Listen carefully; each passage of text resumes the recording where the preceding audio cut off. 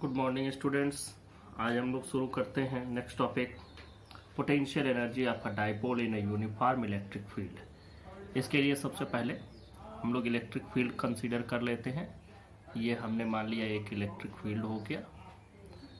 इस electric field को एक नाम दे दीजिए ई। अब इसमें आप एक डाइपोल रखते हैं। डाइपोल का मतलब negative positive charge separated by small distance. इसको आप प्लस क्यू यहाँ मान लें, इसको माइनस क्यू, और इनके जो बीच की डिस्टेंस है ये यल, ये भी यल, 2l।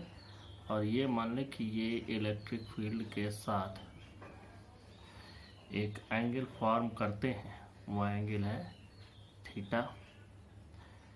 इसको अगर हम परपेंडिकुलर ड्रा करें एक, तो यहाँ पर ये परपेंडिकुलर हमको मिलेगा, ये 2l हो गया, और ये परपेंडिकुलर तो इसकी वैल्यू हो जाएगी 2l साइन थीटा। अब इस इलेक्ट्रिक फील्ड में, इलेक्ट्रिक फील्ड इधर से इधर है, मतलब इधर पॉजिटिव चार्ज होगा, इधर नेगेटिव चार्ज होगा, तभी इसकी डायरेक्शन इधर से इधर है। तो प्लस क्यू पर जो फोर्स लगेगा वो इस डायरेक्शन में लगेगा, क्यू ई। नेगेटिव चार्ज पर जो फोर्स लगेगा वो इस डायरेक्शन में लगेगा, माइनस क्यू ई। दोनों फोर्स एक ही हैं, बस इन दोनों का डायरेक्शन अलग अलग है। एक की डायरेक्शन इधर है, दूसरे की डायरेक्शन इधर है। और जब भी दो इक्वल एंड अपोजिट चार्जेस किसी भी ऑब्जेक्ट पर लगते हैं तो वो उस ऑब्जेक्ट को रोटेट कराते हैं, और इस तरह के इक्वल एंड अपोजिट चार्जेस को कहा जाता है couple. Equal and opposite charges applied on an object forms a couple, and a couple always tends to rotate the object. अब यहाँ पर किसी भी चीज पर अगर कपल ऑफ फोर्स लगेगा तो वो उसको रोटेट कराएगा, उसकी टेंडेंसी रोटेट कराने की होगी। जैसे मैं इस मार्कर से आपको समझा रहा हूँ, यहाँ पर ये मार्कर रखा है, और अगर इस पर एक फोर्स हम इधर से लगाएं, दूसरा फोर्स इस डायरेक्शन से अप्लाई करें, तो और दोनों एक साथ इस पर लगे, तो ये इसको इस तरीके से रोटेट कराएंगे। तो यहाँ पर भी यही होगा। तो सबसे पहले हमको ये समझना है कि अगर इसको रोटेट कराया जाए एक स्मॉल एंगल डी थीटा से, तो क्या वर्क डन होगा, और वही जो वर्क डन होगा वही इसकी पोटेंशियल एनर्जी हो जाएगी। इसके लिए सबसे पहले हम लोग देखें कि यहाँ टार्क कितना आ रहा है। टार्क लिखते हैं, टार्क टाउ से रिप्रेजेंट करते हैं। टार्क इज इक्वल टू, दोनों में से कोई एक फोर्स ले लेते हैं और उनके बीच की परपेंडिकुलर डिस्टेंस, इसी को हम लोग कहते हैं torque. Torque is equal to either force into perpendicular distance. तो आइदर फोर्स में मैंने क्यू ई ले लिया, परपेंडिकुलर डिस्टेंस इसमें हमको मिल रही है 2l साइन थीटा। इसमें से q इंटू 2l को अलग कर लें, q इंटू 2l, और ये e साइन थीटा हमारे पास बच गया। अब यहाँ पर q इंटू 2l आप लोग पहले से जानते हैं, ये होता है p e साइन थीटा। ये हो गया टार्क। इस टार्क के बारे में हम लोग चैप्टर नंबर 1 में भी पढ़ चुके हैं। अब इसी टार्क से हम लोग इसको डी थीटा एंगल रोटेट करेंगे। तो हम लोग आ जाते हैं, work done, small work done is equal to tau. यहाँ पर मैंने लिखा small work done in rotating dipole through small angle d theta, dw is equal to tau d theta. अब total work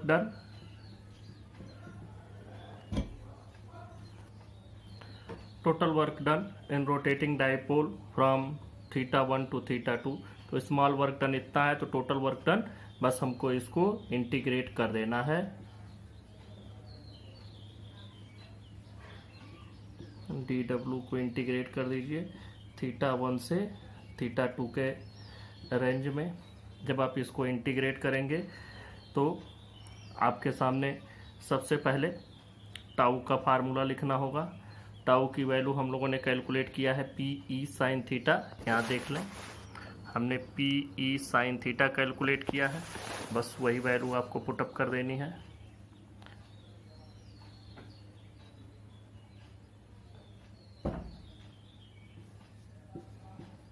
theta 1 to theta P E sine theta, P E आपका वैसे ही हो जाएगा बाहर, क्योंकि पी ई इसमें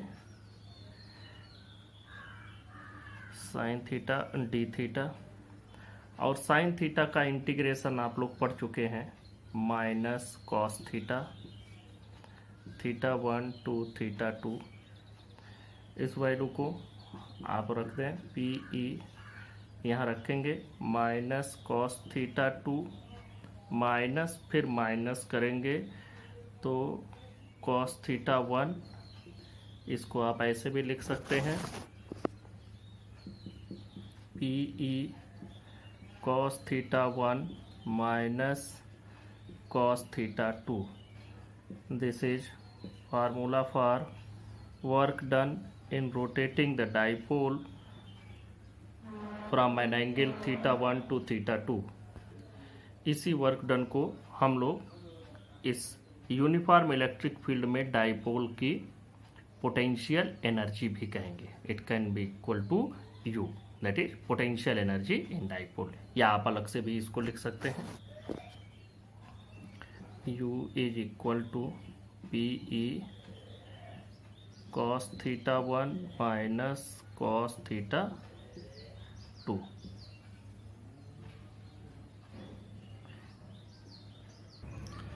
यहाँ हमको पोटेंशियल एनर्जी मिलती है P E cos theta 1 minus cos theta 2।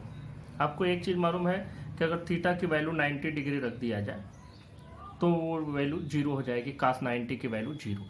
तो हम इनिशियली इस डाइपोल को इस तरह से रखते हैं, ये डाइपोल है हमारे पास, इस डाइपोल को हम इस तरह से ऐसे रखे हुए हैं, ये थीटा एंगल बना रहा है, हम इसको ऐसे कर देते हैं बिल्कुल इस एंगल पर, जिससे इलेक्ट्रिक फील्ड के साथ ये बिल्कुल 90 डिग्री एंगल फॉर्म करे। तो अगर थीटा 1 इनिशियली 90 डिग्री हो, थीटा 1 इक्वल टू 90 डिग्री ले लिया, थीटा 2 इक्वल टू हमने एक जनरल वैल्यू थीटा कंसीडर कर लिया, तो जब u की वैल्यू हम पोटेंशियल एनर्जी कैलकुलेट करेंगे तो ये वैल्यू आएगी P E cos 90 minus cos theta, 90 की वैल्यू 0 हो जाएगी, P E 0 minus cos theta, और यहाँ से जो वैल्यू आएगी वो आएगी minus P E cos theta. इसको हम लोग ऐसे भी लिख सकते हैं, आपको मालूम है कि दो क्वांटिटीज अगर दी गई हो, दोनों का dot product A dot B अगर है तो ए बी कॉस थीटा होता है, तो यहाँ से वेक्टर फॉर्म में आप इसको पी डॉट ई भी लिख सकते हैं इस तरह से, माइनस के साथ माइनस पी डॉट ई, ये वैल्यू हो जाएगी माइनस पी डॉट ई। अब अगली बात पर चलते हैं, यह वैल्यू हम कुछ डिफरेंट केसेस पर स्टडी करेंगे। केस 1 लेते हैं, case 1 when theta is equal to 0 degree, तो पोटेंशियल एनर्जी की वैल्यू आ जाएगी minus P E. This is minimum potential energy. और एक बात हम लोग जानते हैं कि अगर किसी भी ऑब्जेक्ट का पोटेंशियल एनर्जी मिनिमम हो तो वह स्टेबल कंडीशन में होता है, या एक ऑब्जेक्ट को स्टेबल कंडीशन में रहने के लिए मिनिमम पोटेंशियल एनर्जी एक्वायर करना होता है। अब जरा ऐसा इस चीज़ को समझें कि ये मिनिमम पोटेंशियल एनर्जी हुई है और ये कैसे स्टेबल कंडीशन में हो गया। मान लेते हैं ये रहा हमारा इलेक्ट्रिक फील्ड, और इसमें हमने डाइपोल ऐसे रखा है, इलेक्ट्रिक फील्ड इधर की ओर है, ये इलेक्ट्रिक फील्ड की डायरेक्शन हो गई, ये डाइपोल हो गया minus Q plus Q. Dipole की डायरेक्शन हमेशा निगेटिव से पॉजिटिव होती है, मतलब डाइपोल मोमेंट इस डायरेक्शन में है, इलेक्ट्रिक फील्ड भी आपका इसी डायरेक्शन में है, मतलब dipole moment and electric field both are parallel to each other. इस केस में हमको जो पोटेंशियल एनर्जी मिली वो मिनिमम पोटेंशियल एनर्जी मिली, तो ये स्टेबल कंडीशन में कहा गया। स्टेबल इसलिए कि अगर हम इसको थोड़ा सा अपने इस पोजीशन से रोटेट करते हैं या डिस्प्लेस करते हैं। जैसे हम इसको, इस पर तो टार्क लगता है इसलिए हम यहाँ पर इसको रोटेट ही करेंगे। मान लेते हैं कि हमने इसको यहाँ से थोड़ा सा इस तरीके से किया, तो फिर इस पर जो फोर्स लग रहा है वह फोर्स प्लस पर इधर की ओर लगेगा, माइनस पर इधर लगेगा, और फिर ये इसको इसी कंडीशन में ले आ देगा। इसी तरह से अगर हम इसको इस डायरेक्शन में डिस्प्लेस करते हैं, इधर प्लस क्यू ले आते हैं, इधर माइनस क्यू ले आते हैं, तो भी इस पर फोर्स इधर और इस पर फोर्स इधर लगेगा, और फिर ये इसको इसी कंडीशन में ले आएगा। मतलब दिस इज स्टेबल कंडीशन। कि उस स्टेबल कंडीशन में अगर हम इसको थोड़ा सा रोटेट भी कर दिए तो भी ये अपने इक्विलिब्रियम कंडीशन में आ जा रहा है, तो इसको हम लोग कहेंगे stable condition. This is called stable equilibrium of a dipole, of electric dipole in a uniform electric field. Case 2 पर चलते हैं। If theta is equal to 90 degree, तो उस कंडीशन में इसकी potential energy minus P E cos 90, cos 90 की value 0, मतलब 0। इसको आप लोग कैसे एक्सप्लेन करेंगे कि यहाँ पर पोटेंशियल एनर्जी 0 हो गई? पोटेंशियल एनर्जी 0 होने का मतलब है कि इलेक्ट्रिक फील्ड के अंदर इसको रखने में जो वर्क डन है वह 0 हो गया। ये आप लोग इस तरह से समझे। देखें, यहाँ पर यह इलेक्ट्रिक फील्ड हो गया। इलेक्ट्रिक फील्ड पर जब आप इसको इस तरीके से रखते हैं, मतलब माइनस क्यू यहाँ है, प्लस क्यू यहाँ है, तो आप इन्फिनिटी से माइनस क्यू को यहाँ ले आए, कुछ वर्क डन करना पड़ा। सेम डिस्टेंस पर आप प्लस क्यू को ले आए हैं, उसमें भी कुछ वर्क डन हुआ। देखें, इस पर आपको वर्क डन मिलेगा, इस पर आपको करना पड़ेगा। इस पर जो वर्क डन होगा वो निगेटिव, इस पर वर्क डन पॉजिटिव, और दोनों का वर्क डन का जोड़ जब हम निकालेंगे तो हमको 0 वर्क डन मिलेगा। तो अगर किसी चीज को कहीं रखने में कोई वर्क डन ही नहीं हो रहा है तो उस चीज का उस जगह पर पोटेंशियल एनर्जी 0 हो जाएगा। यहाँ पर भी इसका पोटेंशियल एनर्जी 0 हो गया।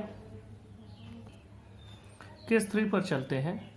If theta is equal to 180 degree, इसका मतलब हो गया potential energy minus P E cos 180 degree. यहाँ पर अगर हम 180 डिग्री की वैल्यू रखते हैं तो वो वैल्यू होती है -1। कॉस 180 डिग्री की वैल्यू -1, तो u की वैल्यू हो गई p इंटू ई। अब ये प्लस हो गया, मतलब this is maximum potential energy of dipole in a uniform electric field. यहाँ एक चीज समझें, यह जो कंडीशन है, this condition is called unstable equilibrium. यह अनस्टेबल इक्विलिब्रियम इसलिए है क्योंकि अगर हम इस तरीके से इलेक्ट्रिक फील्ड बना दें और इसमें 180 डिग्री पर यह ई की डायरेक्शन हमने ले ली, यह इलेक्ट्रिक फील्ड की डायरेक्शन हो गई। इसमें 180 डिग्री पर हमको डाइपोल रखना है। 180 डिग्री का डाइपोल मतलब डाइपोल मोमेंट की डायरेक्शन इस तरफ होनी चाहिए, पी की डायरेक्शन ऐसी होनी चाहिए। यह डायरेक्शन इधर से तब होगी, माइनस से प्लस होता है, माइनस क्यू इधर लेना पड़ेगा, प्लस क्यू इधर लेना पड़ेगा। अब ये 180 डिग्री के एंगल पर हो गया। अब इस कंडीशन में अनस्टेबल है। अनस्टेबल इसलिए है कि अगर हम इसको अपने जो स्टेबल कंडीशन है, इस कंडीशन में तो स्टेबल है, रुका हुआ है, लेकिन हम इसको जैसे ही थोड़ा सा अपने स्टेबल इक्विलिब्रियम से जब हम इसको डिस्प्लेस करेंगे तो यहाँ प्लस क्यू जाएगा, माइनस क्यू यहाँ पहुंच रहा है। अब देखें, इस प्लस क्यू पर फोर्स हमेशा फील्ड के डायरेक्शन में इधर लगेगा, मतलब प्लस क्यू ई इधर की ओर फोर्स हो जाएगा। इस पर फोर्स इस डायरेक्शन में हो जाएगा माइनस क्यू ई, और इस तरीके से या फिर रोटेट होने लगेगा या अपने फिर से ओरिजिनल लोकेशन पर नहीं पहुंचेगा। इसलिए this condition is called, this is called unstable equilibrium.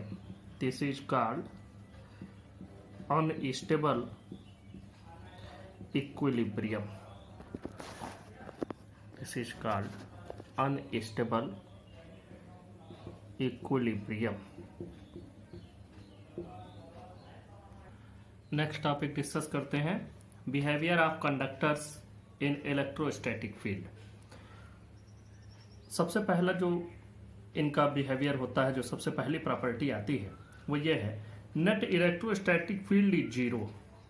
In the interior of a conductor, मतलब कंडक्टर के अंदर जब हम एक स्टैटिक इलेक्ट्रोस्टैटिक फील्ड में रखेंगे, मतलब एक कॉन्टिन्यूअस या आप कह सकते हैं यूनिफॉर्म इलेक्ट्रिक फील्ड में हमने रख दिया किसी भी कंडक्टर को। ये इलेक्ट्रिक फील्ड मान लिया, ये मान लिया पॉजिटिव और ये नेगेटिव, और इधर से इस डायरेक्शन में इलेक्ट्रिक फील्ड हो गया।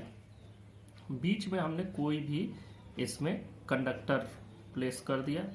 तो जब कोई कंडक्टर आप बीच में रखेंगे तो आपको मालूम है कि कंडक्टर में पॉजिटिव और नेगेटिव दोनों तरीके के चार्ज होते हैं।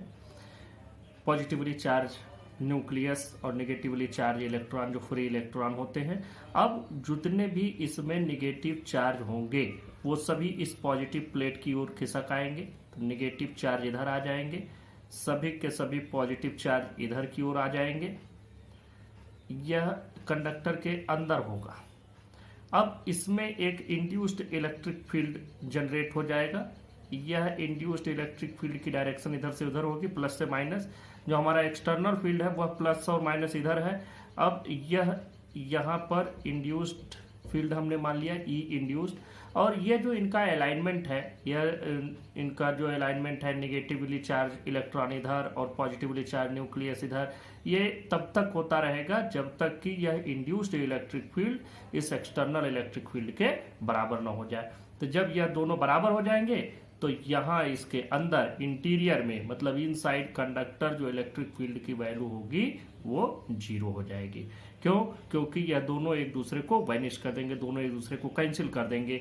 यह इस डायरेक्शन में है और ठीक इक्वल अपोजिट डायरेक्शन में हो गया, तो इसके अंदर इलेक्ट्रिक फील्ड की वैल्यू 0 हो गई। तो इस तरह से पहला इसका प्रॉपर्टी हमको मिला कि net electrostatic field is 0 in the interior of a conductor.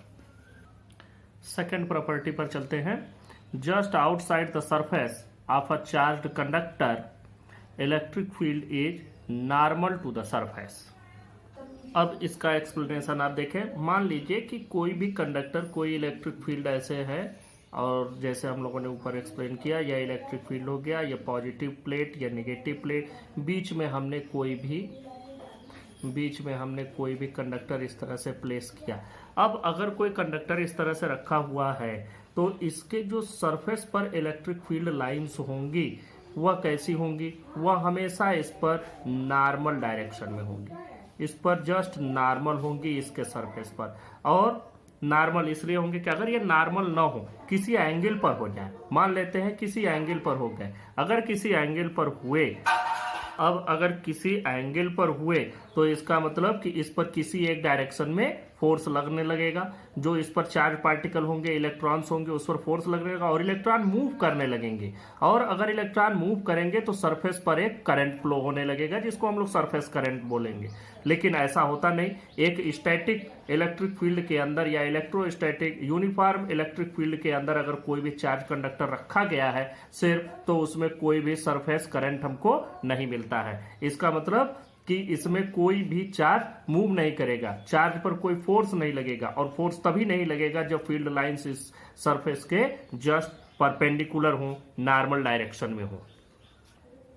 Next, the net charge in the interior of a conductor is 0 and any excess charge resides at its surface. इस बात को भी समझ लेते हैं। हमने अभी अभी आपको बताया फर्स्ट पॉइंट के अंदर कि कोई भी इलेक्ट्रिक फील्ड हो, यूनिफॉर्म इलेक्ट्रिक फील्ड, और उसमें अगर कोई भी कंडक्टर रखा हुआ हो तो उस कंडक्टर पर कोई भी उसके अंदर इलेक्ट्रिक फील्ड नहीं होता है। तो अब एक चीज देखें कि इलेक्ट्रिक फील्ड के अंदर हमने कोई कंडक्टर प्लेस किया और इस कंडक्टर के अंदर कोई इलेक्ट्रिक फील्ड नहीं है, तो गॉस थ्योरम हम लोगों ने पढ़ रखा है। गॉस थ्योरम में ये था closed integration of E dot D S is equal to total charge enclosed within the surface divided by epsilon naught। ये आप लोगों ने पढ़ा। अब यहाँ पर E की तो वैल्यू 0 हो गई, E की वैल्यू 0 हो गई, मतलब पूरा का पूरा इलेक्ट्रिक फील्ड इसके अंदर 0, तो ये पूरा का पूरा टर्म 0 हो गया, मतलब 0 equal to Q by epsilon naught. तो Q की वैल्यू कितनी हो गई? 0। यहाँ से ये बात प्रूव हो गई कि अगर कंडक्टर के अंदर इलेक्ट्रिक फील्ड ही नहीं है तो चार्ज भी नहीं होगा, और अगर कोई एक्स्ट्रा चार्ज है तो वह उसके सरफेस पर एग्जिस्ट करेगा, न कि उसके इनसाइड।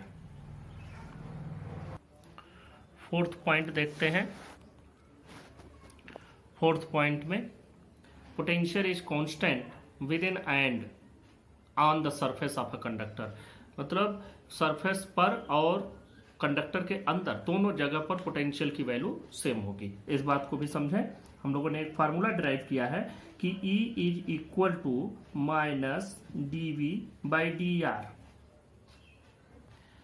यहां से आप एक चीज देखें कि इनसाइड की बात करें, inside surface E equal to 0 है, तो ये माइनस dV बाई dr हो गया। और अगर हम यहां से लें तो dV की वैल्यू आपको 0 मिलेगी, मतलब change in potential equal to 0। इसका मतलब पोटेंशियल इज कांस्टेंट। किसी चीज में अगर चेंज हो ही नहीं रहा है, चेंज किसी चीज में 0 है, तो वो वैल्यू कांस्टेंट होगी, तभी उसमें कोई चेंज नहीं हो रहा है।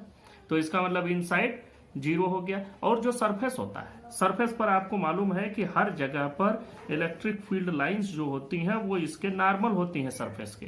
तो अगर सरफेस का नॉर्मल है इलेक्ट्रिक फील्ड लाइन, मतलब कि यह इक्विपोटेंशियल सरफेस होगा। यहां इक्विपोटेंशियल सरफेस आपको मिलेगा, मतलब पोटेंशियल हर एक पॉइंट पर सरफेस के कांस्टेंट होगा। अब फिफ्थ प्रॉपर्टी को डिस्कस कर लेते हैं। Electric field is 0 in the cavity of a hello charged conductor. अब कैविटी को आप लोग समझ लें कि कैविटी एक हालो स्पेस हो जाएगा इनसाइड द कंडक्टर। मान लीजिए यह हमने कंडक्टर कंसीडर किया और इसके अंदर ये एक हालो स्पेस हो गया, ये कैविटी हो गई। कैविटी मतलब खोखली जगह। अब अगर इसके सरफेस पर कुछ चार्ज है तो वैसा ही अपोजिट चार्ज इसके इनर सरफेस पर डेवलप हो जाता है, इस जगह पर ये सभी। और जो इलेक्ट्रिक फील्ड लाइंस है वो भी आपको मालूम है कि इस पर जस्ट नॉर्मल होती हैं। यहाँ इलेक्ट्रिक फील्ड लाइंस हर जगह पर नॉर्मल होंगे। और अगर हम एक गाउसियन सरफेस इसके अंदर, यहाँ पर हमने एक गाउसियन सरफेस ड्रा कर लिया, इमेजिन कर लिया, जस्ट इमेजिन एक गाउसियन सरफेस यहाँ पर, तो हमको मालूम है कि किसी भी कंडक्टर के इनसाइड एरिया में जो भी इलेक्ट्रिक फील्ड होता है वो 0 होता है, मतलब इसके अंदर चार्ज भी 0 है। तो अगर चार्ज इसके अंदर है ही नहीं तो यहाँ इसके अंदर इलेक्ट्रिक फील्ड 0 होगा ही। तो इस तरह से हमको ये भी समझ में आ गया कि जो भी अगर कोई एक्सेस चार्ज है भी तो वो इसके सरफेस पर एग्जिस्ट करेगा, न कि इनसाइड। तो जो भी चार्ज है वो चार्ज इनसाइड एग्जिस्ट नहीं करेंगे। चार्ज इनसाइड एग्जिस्ट नहीं करेंगे मतलब के अंदर कोई इलेक्ट्रिक फील्ड भी नहीं होगा। तो कोई भी कैविटी होगी उसके अंदर इलेक्ट्रिक फील्ड 0 होगा, भले ही उसके सरफेस पर कितना भी चार्ज दिया गया हो। इसी को हम लोग इलेक्ट्रोस्टैटिक शील्डिंग भी कहते हैं। थोड़ा सा आगे उसको भी अभी हम लोग समझ रहे हैं। Electrostatic shielding, the phenomena of making a region free from any electric field is called electrostatic shielding. Shielding का मतलब ये होता है शील्ड प्रोवाइड करना। शील्ड मतलब ढाल, जिसको आप लोग जानते हैं।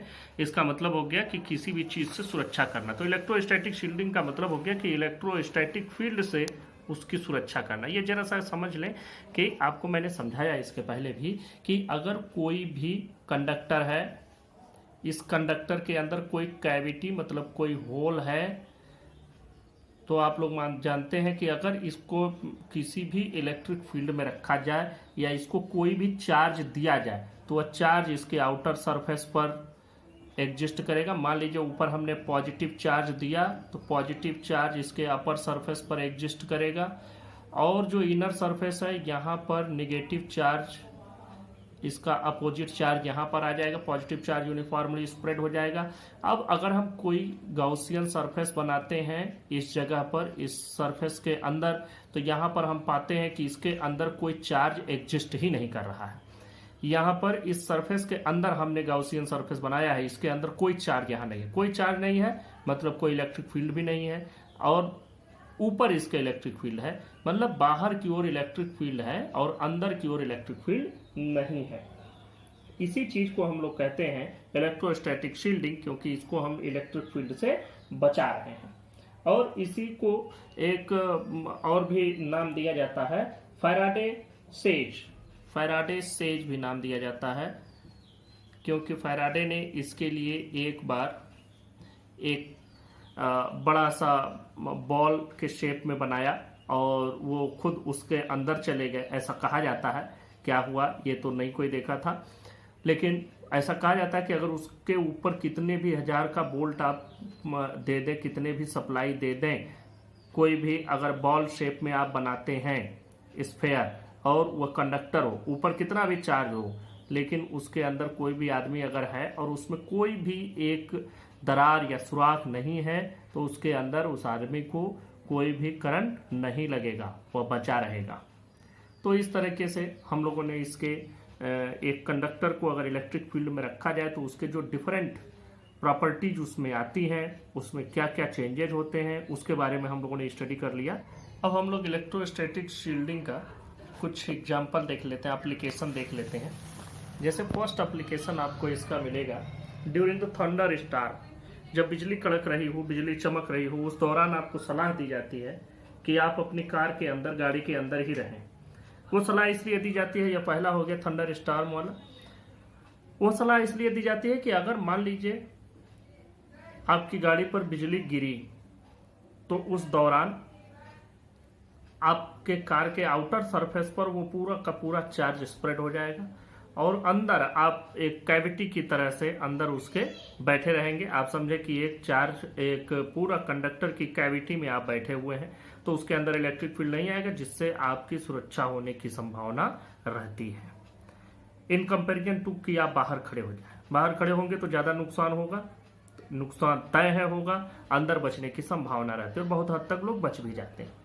दूसरा है, आप इसका एप्लीकेशन देखेंगे कि जो बहुत सेंसिटिव इलेक्ट्रिकल डिवाइसेज हैं, इलेक्ट्रॉनिक डिवाइसेज होती हैं, उनको बाहर से इलेक्ट्रिक फील्ड से बचाने के लिए, कि जिससे बाहरी इलेक्ट्रिक फील्ड उसमें किसी प्रकार का इंडक्शन करंट या कुछ और न डेवलप कर दे, इसके लिए उसको बचाने के लिए शील्ड कर दिया जाता है कि कोई भी कंपोनेंट है उसको ऊपर कोई मेटेलिक कंडक्टर या कुछ लगा करके इसको शील्ड कर देते हैं। एक दूसरा एप्लीकेशन ये हो गया। एक तीसरा एप्लीकेशन आप लोगों ने पढ़ा होगा, कोएक्सियल केबल। कोएक्सियल केबल का मतलब होता है इसके थ्रू जनरली सिग्नल्स वगैरह भेजे जाते हैं और इस सिग्नल को भेजने में आप लोग देखते होंगे जैसे आपके टीवी में जो सिग्नल वाला वायर लगा होता है, जो आप एंटीना से, डिश एंटीना से जोड़ करके ले आते हैं, वो इस तरीके का होता है कि एक के अंदर दूसरा होता है। आप लोगों ने देखा भी होगा, अंदर की वायर थोड़ा सा ज्यादा टाइट होता है, बाहर का वायर थोड़ा लूज होता है, और ये जो बाहर वाला वायर होता है ये ग्राउंड से कनेक्ट कर दिया जाता है, ये ग्राउंडेड होता है, जिससे कि ये बाहर वाला वायर अंदर वाले वायर को एक शील्ड प्रोवाइड करता है, एक ढाल प्रदान कर देता है कि इसके थ्रू सिग्नल जाए और उस सिग्नल में कोई लॉस न होने पाए। तो ये 3 एप्लीकेशन भी हैं इसके, ये तीनों एप्लीकेशन, इसके अलावा भी और भी एप्लीकेशंस हैं, आप देख सकते हैं।